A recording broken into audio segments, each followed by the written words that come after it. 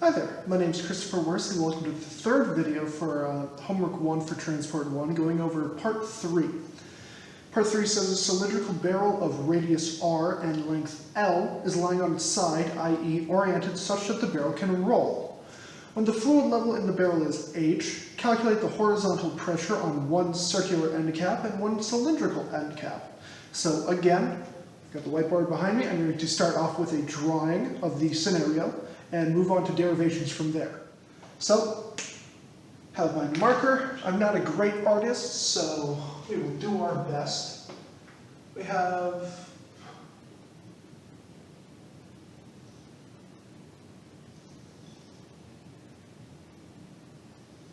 barrel,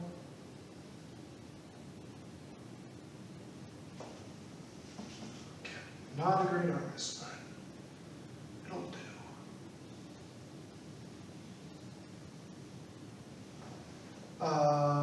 We have some point here of radius and then length L. I want to cut this in half. We also have fluid of some height. I don't want to cut this in half. I only want to cut it in half so that I can show that it's of height h. At which point this connects to the other side, this to the other side, this to the other side, and then this down. There. So we have this length L. We have a height of the liquid, we have the radius of the barrel, we have the length of the barrel here. I'll do a quick shade so you can kind of see. Again, not great, but it'll do. This is change in height. So, the first part of the question is asking for the force on these outer edges, and then the second is asking for the height of the force on this end cap. The end cap is much harder, so we're going to start with the outside edge. So we're going to start with a general equation. Force is equal to the pressure over a given area, or pressure over change in area, equals to pressure over area, which is also equal to the integral of pressure, assuming it's constant, times the change in area. So dA is equal to, in this sideways part, it's equal to the length times the change in height.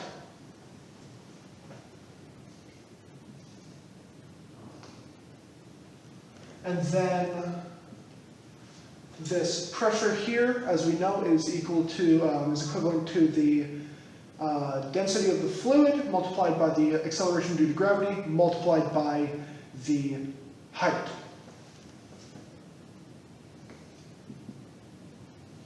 So P is equal to rho GH. So we can sub both of these in to get force is equal to the integral of rho GH, density times the acceleration due to gravity times the height times the length times the change in height. And this will be from height 0 to height h. So I'm going to put dummy variable markers 0 to h. Now, that goes to F is equal to, now rho, G, and L are all constants, so rho, G, L, and then this is H, so it would be H squared over 2. H prime squared over 2 from 0 to H, which goes to force is equal to density times acceleration due to gravity times length times, again, 0, so it's just H, height squared over 2. There's the end of the first part. Not very difficult, just getting some things set up so we can get this kind of massaged and all set. Now comes the hard part. I'm going to transpose this up so I have more room. So again, F is equal to rho G L H squared over 2. And then I'm going to erase all my work so far, which albeit isn't very much. And now I'm going to actually erase this picture, because it's not necessary anymore, and draw a new one, because the new one will be. I'm going to need to make it big. So we have some given here, some given radius r, some same radius r. This is the height of the fluid. This is again r, but this is both h minus r, and also, if we call this theta 1, this, or sorry, not this, this theta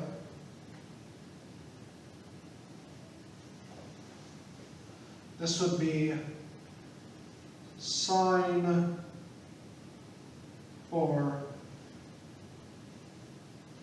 sine theta of r would be sine of theta 1, or, yeah, theta 1. This would be sine theta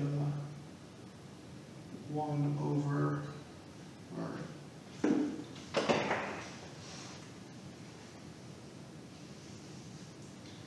Sine is opposite over tangent over hypotenuse, so it'll be sine of theta 1 over r.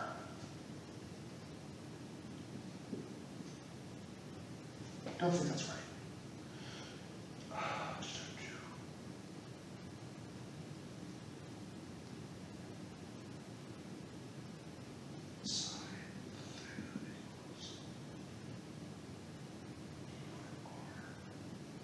So this needs to be sine theta r, or r sine theta. There we go. So, now we have this little drawing set up, and we're going to be now using this to find the force here to get to mostly and most importantly, get this area. I have two tablets of Wolfram Alpha open on my computer, because some of the integrals get difficult and time consuming and I don't want to have to do them. So I've plugged in those integrals there just so I can copy them off of my screen, and I don't have to finagle with Wolfram Alpha in the video. Shortens it, it's a time saver, but something that could be done on screen. So I'm going to start with dA is no longer LDH, although pressure is still the same. So dA instead, the change in area is going to be width, W, i.e. the x component of, we'll say, this triangle, width times change in height. Now, again, rho GH, F is equal to rho GH times width times change in height. H is no longer, H can now change. So H is going to be radius. H, I'll write this over here. H is equal to radius r plus, and we know from there the y component, r sine of theta. So we know that W in this case is going to be this here. I'll write it on this on the picture. r cosine of theta.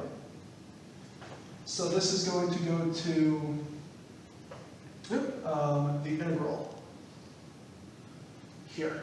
Forgot the integral. No, h is not constant. So h integral w. There. So dh is going to be, or change in height is going to be r cosine theta as well. So that means that f is equal to, and because we're doing it like this, we're going to cut this thing in, thing in half. So we're dealing with, we'll call it a hemisphere. It's really just this bit here. I don't want to actually mark it because I would mark over, but it's going to be 2 rho g, because density and gravitational acceleration are constant. Going to integrate from theta 1, and theta 1 is equal to r minus a, or h minus r over r, because sine, or the inverse sine, so sine -1, h minus r over r, based on this here, because r sine theta, r cosine theta, sine theta, theta is equal to the inverse sine of h minus r over r. We have that to negative pi over 2 down here, from here down. So we have this for h, we found is r sine theta, w is r, or yes, is, no, it's r plus r sine theta multiplied by w, which we have found is r cosine theta dh, r cosine theta. So r squared cosine squared theta. We're going to move that to, and we're going to factor this out. So it goes to F is equal to 2 times the density of the liquid times the gravitational constant, theta 1 to pi over 2, negative pi over 2. That is r cubed cosine squared. This is also r cubed, and r cubed is constant, or r in general is constant, radius is constant. So this will be r cubed, now integrated from theta 1 to negative pi over 2 of cosine squared theta d theta plus, and I'm going to separate this integral to make it easier for myself and to plug it into a Wolfram alpha. Theta 1 to negative pi over 2. R sine theta, cosine theta, this will be r cosine, yes, sine theta cosine squared theta d theta. Now we're going to integrate. I already have these integrated, so we put up on my computer integral of cosine squared theta goes to F is equal to 2, density of the liquid, gravitational acceleration, radius cubed.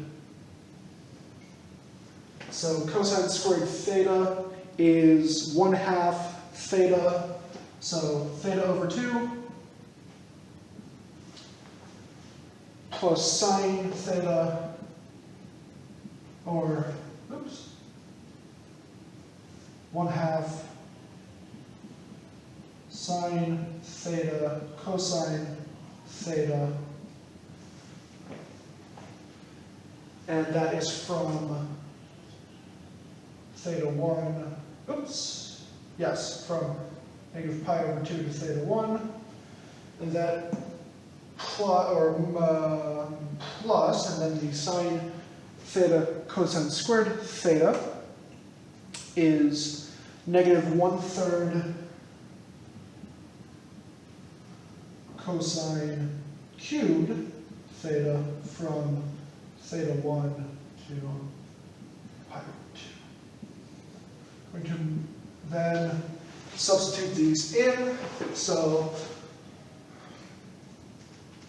F is equal to 2 density gravitational acceleration radius cubed multiplied by negative pi over 4 plus 1/2 sine of pi over 2, negative pi over 2, which is negative 1, cosine pi of negative 2, which is 0, minus theta 1 over 2 minus 1/2 sine theta 1 cosine theta 1 plus 1/3 cosine cubed of theta, if theta is equal to negative pi over 2, is again 0. So minus, or plus, because this minus cancels out,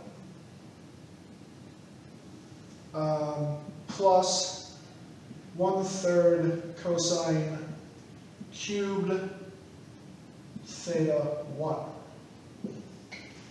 Okay, that's the general equation. Now let's substitute in theta 1, which is going to take a little bit of work. Theta 1 is equal to, we've already worked this out, theta 1 is equal to, or sine of theta 1 is equal to h minus r over r, which means that theta 1 is equal to sine of, or theta 1 is equal to the inverse sine of h minus r, the height minus the radius over the radius, i.e. the y component over the radius. So that means that sine of theta 1 is equal to h minus r over r. We also know that, I have a chair here. We also know that cosine of, because cosine of theta, cosine squared of theta plus sine squared of theta is equal to 1, we know that cosine of theta 1 is equal to sine squared of the square root of 1 minus the sine squared, i.e. Sine squared, so h minus r squared over r squared. That means that cosine of theta 1 is equal to the square root of r squared minus h squared plus 2hr minus r squared divided by r squared. These two cancel out, goes 2, we're almost done. Cosine of theta 1 is equal to the square root of 2 times height times radius minus height squared divided by r, because the square root of the r squared cancels out at the bottom. So now we have all of this, we have this, we have this, we have this. We can substitute in here. I'm just going to wheel over.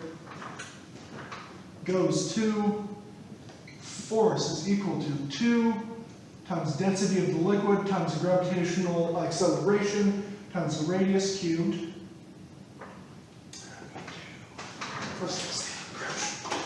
Is equal to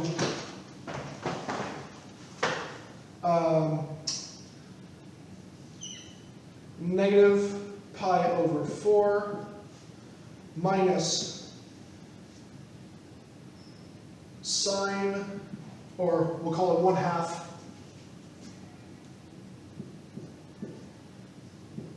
sine, inverse sine of height minus radius over radius, minus 1/2 sine theta is height minus radius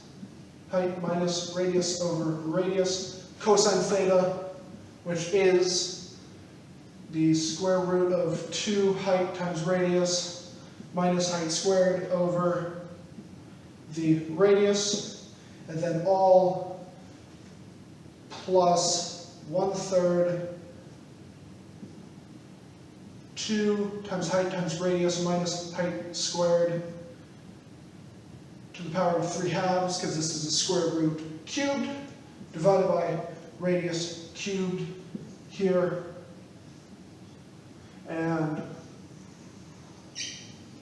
all told, done. Whew. Now that that's been finished up, thank you very much for watching. I hope you have a wonderful day.